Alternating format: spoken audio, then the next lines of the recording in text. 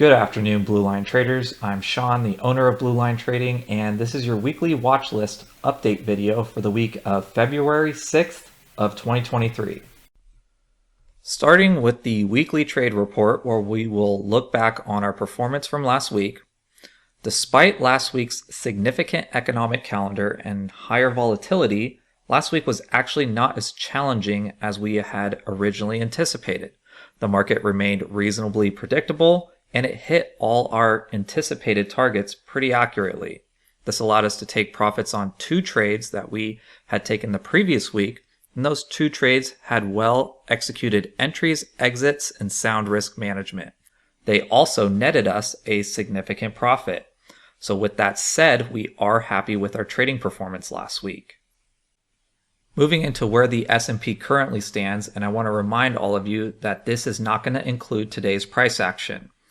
Last week, the S&P started the week reasonably flat and stayed under resistance at the 40-90 zone.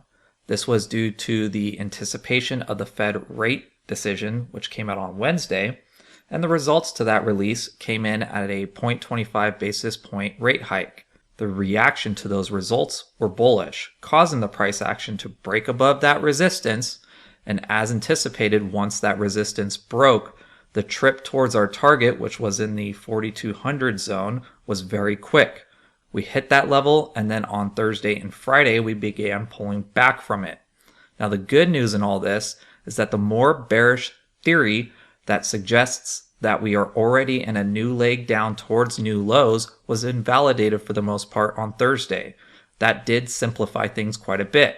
What we will be looking for this week is a potential push down to backtest the 40-90 zone, where the previous pivot is located, and test it as support.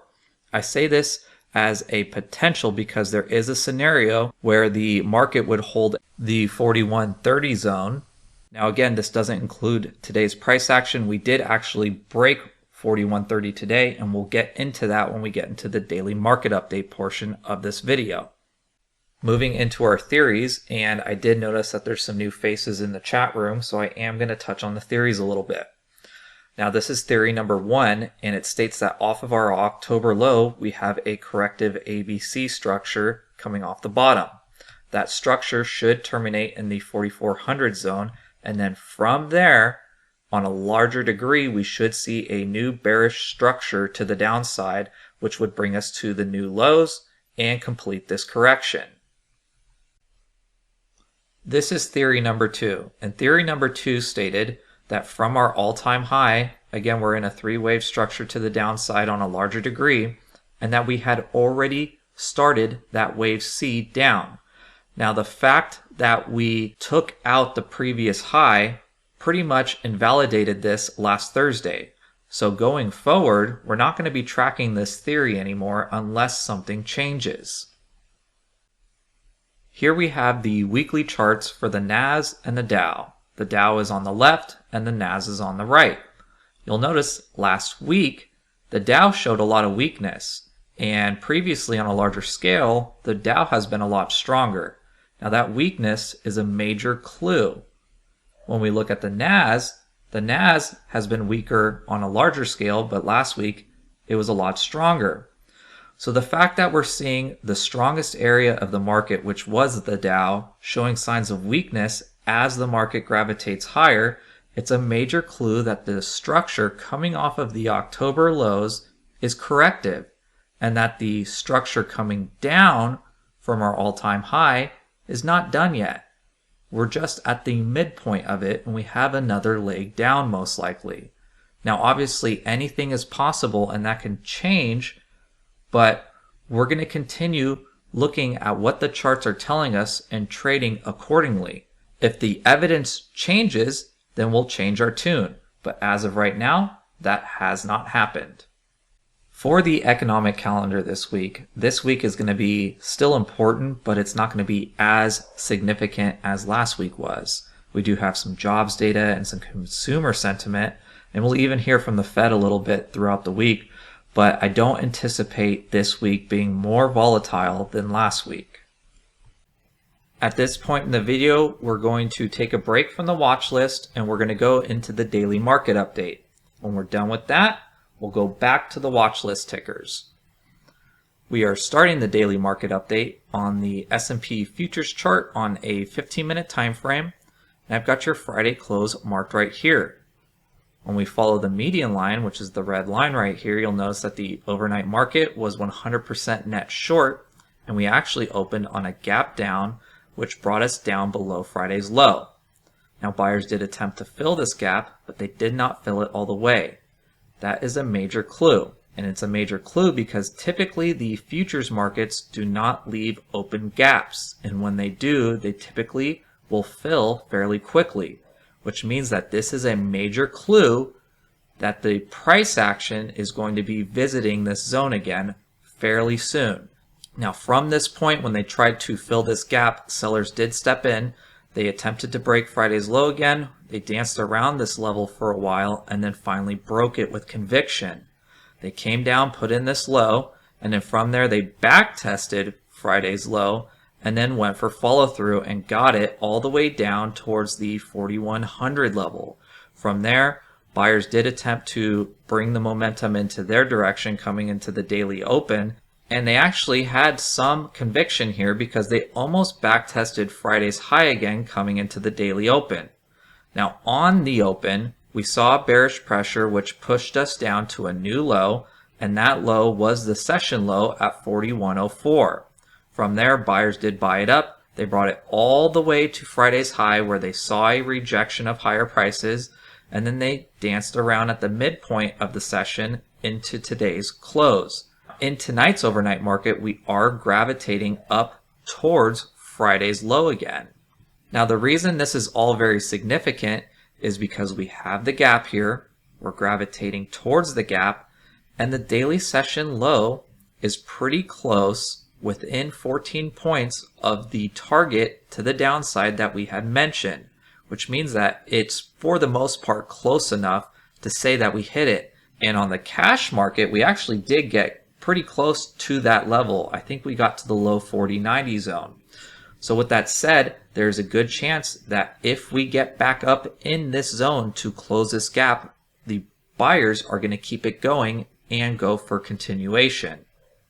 The big question of the day is going to be the same as it was in our morning update, and that is, has the market found support in the 4100 zone, or should we be looking for more downside in this minor wave 4 pullback? And to answer that, we're going to look at all the evidence that's available to us. Starting with the price action, and we will start with the overnight price action in the green box, and that is going to be neutral. And the reason it is neutral is we can't say it's bearish. And the reason we can't say it's bearish is because when we back out, regardless if this is a downtrend where we have the highs at the opening print and the lows at the closing print, our last significant high was right here on Friday the 27th. And sellers were unable to break that. They could not break the pivot, and we're seeing a gravitation up off of that zone. So that is why we can't call this completely bearish, but we also can't call it bullish because, again, the opening prints are the highs and the closing prints are the lows. Moving into the daily session price action, it is also going to be neutral. And the reason it is neutral is we can't call this bearish because despite sellers being able to put in a new low, this is a pretty strong rejection of lower prices. And it's stronger than the previous rejection of lower prices. And from that point, buyers have defended the low, and they are trying to move this market up. Now, we also can't call this bullish just yet, and the reason why is we're rejecting Friday's low, and that is a red flag. And we do have some somewhat strong rejections of higher prices as well off of the intraday highs. Moving down to the intraday volume, we have a pretty good mix of both buying and selling. I'm not going to sit here and count these bars, but I think they're pretty evenly matched, which means that we probably have a fight for control taking place here. And it's pretty evident in the price action because look, from this point right here, we're kind of going sideways. When we pull up the session-based volume profile, you will see that we have a lower point of control and a lower value area, with the session profile shape being a uppercase D. Now this is a red flag and would suggest that we could potentially see lower prices, but when we combine it with the fact that the intraday volume is suggesting a fight for control with neither party in control, this might be negated because we don't know who's in control. Typically when we have a D-shaped profile, it would say the party of control is the one that can take this in their direction, and we don't really have a party of control, which means that this does not worry me too much. Moving over to the daily time frame to look at our daily candlestick location and structure, the location is neutral. And the reason I'm saying that is neutral is because we do have a lower open and lower close, but we have a somewhat strong rejection of lower prices at the same time. The structure itself is bullish, and that is because we have a nice long lower wick off of support, and that support is the previous pivot, which would suggest that this could be a launch pad for buyers to shoot this up.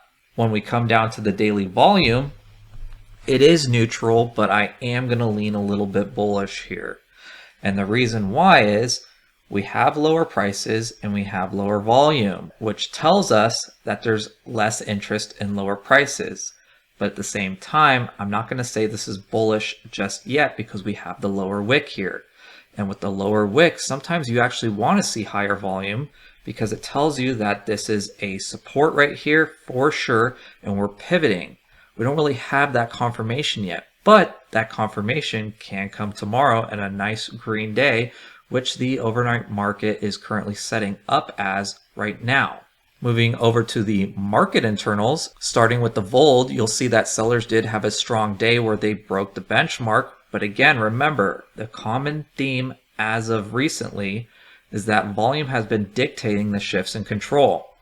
And we do have a less powerful day to the downside than what we had on Friday as we're gravitating lower, which means that the control of the market could be shifting towards the buyers again. Coming down to the ADD, we did open slightly out of balance, but it's not as out of balance as you would expect with the price action that we saw. That does show a little bit of strength for the buyers. The other thing that I see here is that there is some minute strength going into the close. And what I mean by that is when we look at the SPY, and I'll zoom in here a little bit so you can see it better, this is today's session right here. And specifically what I'm looking at is this push down towards the end of the session today. It took out the previous low, but when we look at the ADD, it did not, and we're pushing up from there, which tells us that there's some interest here in moving this market up and getting these stocks to join the party. Coming up to the tick does favor the sellers, which is not surprising because we had lower prices today. But when we come down to the cumulative strength portion of it, there's not much downside strength here.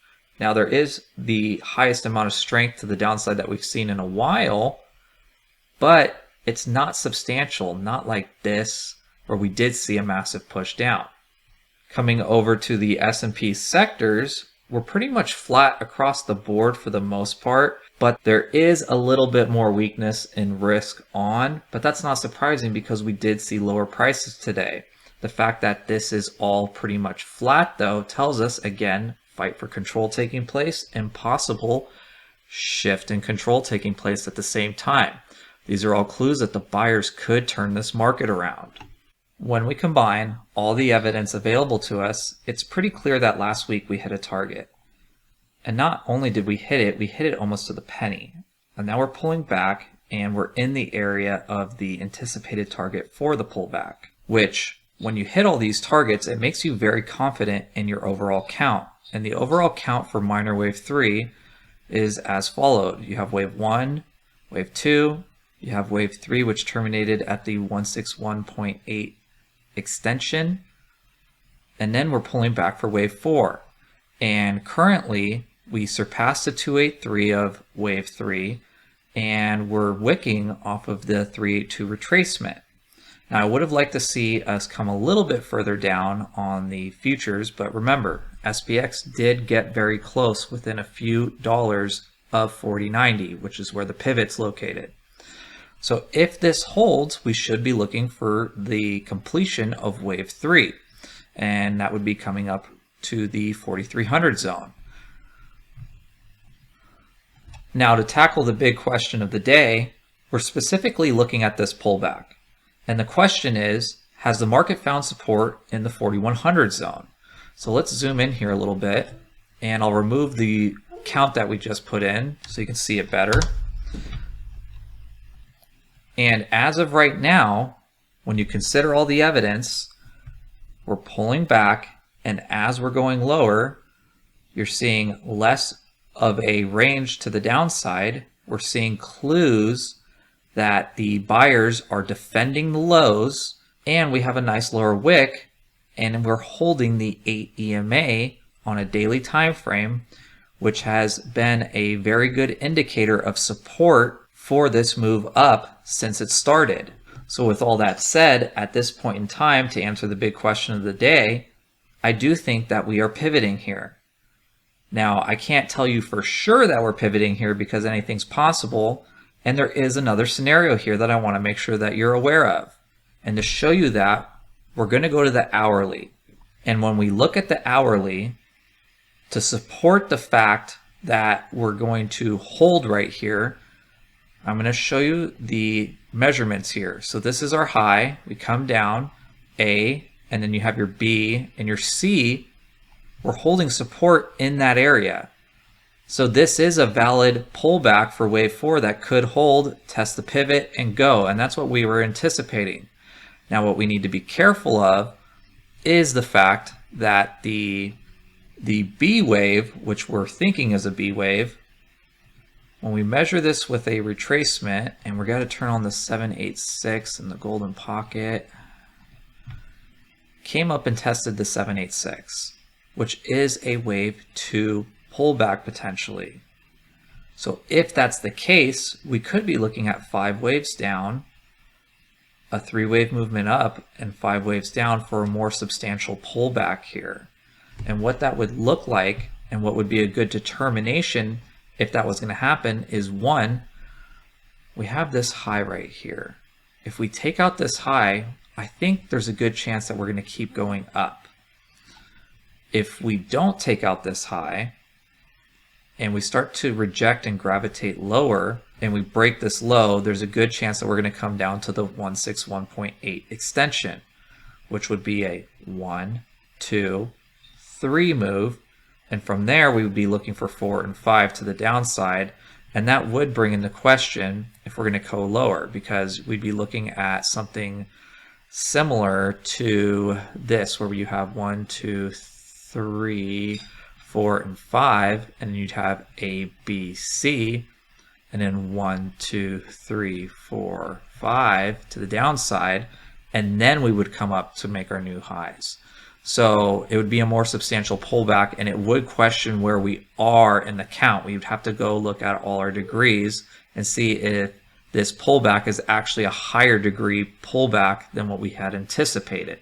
Now, just as a reminder, I'm showing you this because it's a possibility, but I would not trade this possibility just yet, because as of right now, like I've said many times in the past, you need to listen to the charts and what they're telling you. What they're telling us is we hit the 100% extension and we're climbing off of it. And that is why we took positions today. We took bullish positions in the SPY, because it's telling us that this correction as of right now is over.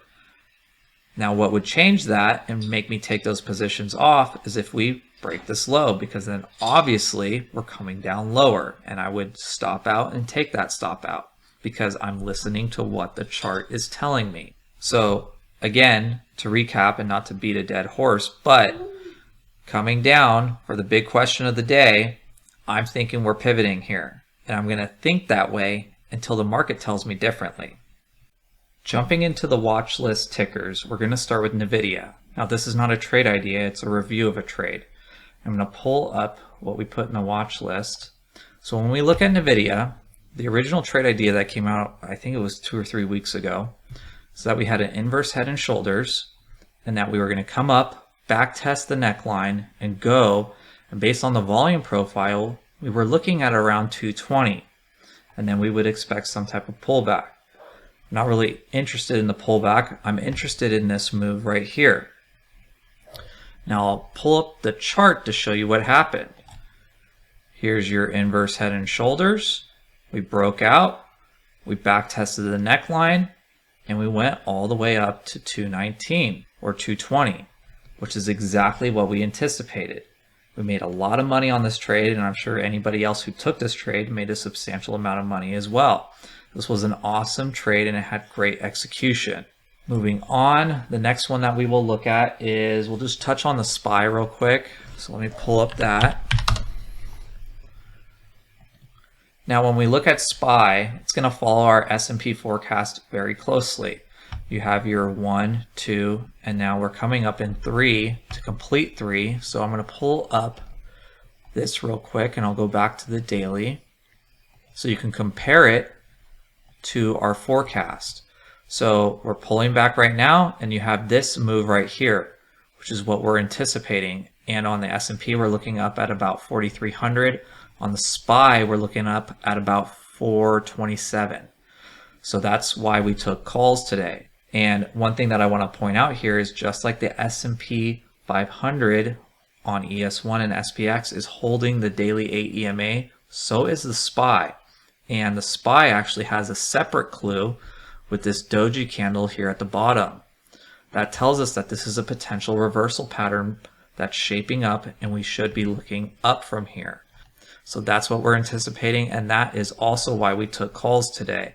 This was enough confluence for us to want to take calls and get in bullish right here. Now, as far as what would change that and make us take the position off is if we got a break and close below the 8 EMA. Because when you look here, the last time that happened, we broke and closed and we came much lower. And we already told you what that scenario to go lower could look like. So we're using the 8 EMA as our guide here. And if you're curious what calls we took today, you can refer to the chat room we posted in there as we were taking them. Next on the list is going to be Amazon. And for the watch list, this is what we were looking at. Now this is a carryover trade because it hasn't really exactly played out yet. And we haven't been too active in trying to trade this. And the reason why is the initial trade idea was that we were going to come up on earnings and reject the 109 zone, which was appearing to be a supply zone off of this pivot over here. Now the problem is, on earnings, we initially got a fake out reaction. We actually got all the way up to around 113, which was above the supply zone. And then we fell back within it, which is a false breakout. And now we're trading at around $100. So let me pull up the chart. So this did play out, but it wasn't very tradable because, one, you don't want to trade on earnings. And then when we came up, it made it look like, oh no, we might go bullish here. Look at the volume, but it was a fake out. And then when we came back down to the supply zone, this was somewhat tradable, but I was focusing on other areas of the market. And we came down here and held the 8 EMA, which did look a little bit bullish. You know, it looked like we could potentially bounce, but we were paying attention for a break of the 8 EMA on the daily time frame, which we got today. So is there a trade here? It's possible. What I have to look at tonight and do some charting is there enough room to the downside and a clear signal here where we could trade it? And I will figure that out tonight, and you will hear back tomorrow on that. The last one on the list is going to be Meta, which is Facebook. This was actually a chart that was requested by a member, so we're going to spend a little bit of extra time here. Now, when I look at this chart, I see a couple things. I see the bottom right here, and we see some type of structure coming off the bottom. What we need to try to determine is if this is a corrective structure, and as of right now, it's a little unclear if it's corrective, but I do see 5 waves here, or a potential 5 waves forming. And what I see is, let me get a tool here. I see at a minimum 1, and then we have a wave 2 pullback, and then we come up in 3, and 3 is a little messy here. And the reason why is, let me just put these over here for a minute. When we measure 1 and 2, the 161.8 extension, which is always going to be your first target for a wave 3, got surpassed and it got blown through. Now you got to remember, really bullish scenarios, which initially Meta did have and might still have, you can see the 261.8 extension be your target.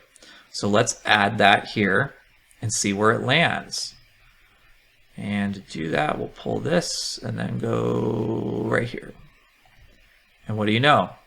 Not only are we in that area, we are wicking off of it. We have tweezer tops right here, and now we're coming lower.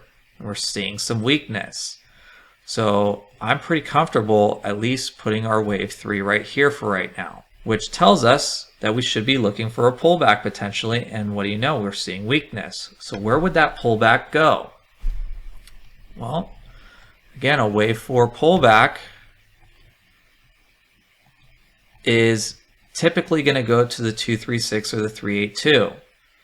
Now, when you think logically about this, a bounce, if you're analyzing it, is no longer a bounce once you exceed the 382 retracement. And the reason why is it becomes a pivot most likely at that point. So I would put, because this is so extended, and when we look at the RSI, we're still way up there. We're above the Bollinger Band. I'm thinking we're going to get a bigger pullback here unless this remains to be super bullish, but I think we're too extended from the 8 EMA on the daily time frame. So I'm going to say a pullback to 163 is very possible here. From there, what we would be looking for is a move up for wave 5. And what that could look like, the 0.618 extension from wave 3 and 4. And that would put us right at around 220.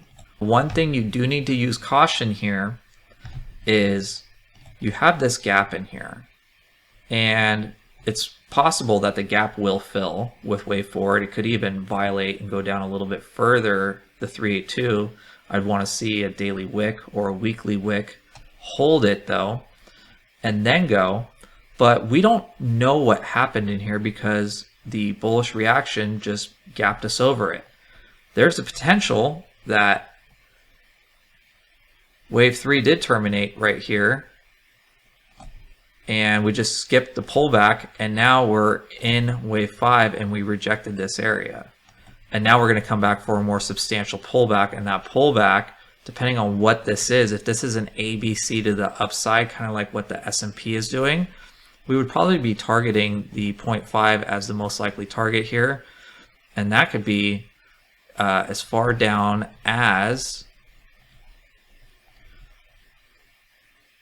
142, which could be devastating if you're trying to trade to the upside.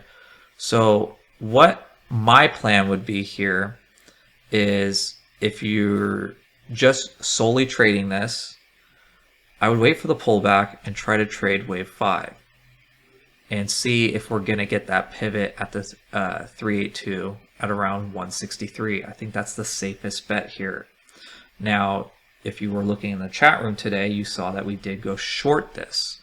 And the reason we did that is because we have a lot of bullish positions, and because this was so strong, my thinking is that if the market flips on us all of a sudden and we have all this upside exposure, and this is so strong on earnings, it's going to get beat up pretty hard if the market flips all of a sudden for whatever reason, if there's a black swan event or whatever happens. And this is going to get hit pretty hard, which makes it a prime target for a hedge trade. So that is why I shorted it. Now, if I wasn't using it as a hedge, would I have shorted this? Probably not. And the reason why is, look at the upside here. If you trade this down, it's your sole trade, you are trading counter trend of this trend on the most important degree. And that's a good way to get spanked, because there's potential that wave 4 holds at the 236 retracement and then just goes wild and goes to the upside. So you have to be very cautious trading counter trend. We typically only do it when we're hedging other positions. All right, that's pretty much all I've got for you guys today. If you have any questions, or if you want charts or different tickers reviewed or looked at, reach out to me. I have no problem doing that. and I'll see you guys all tomorrow.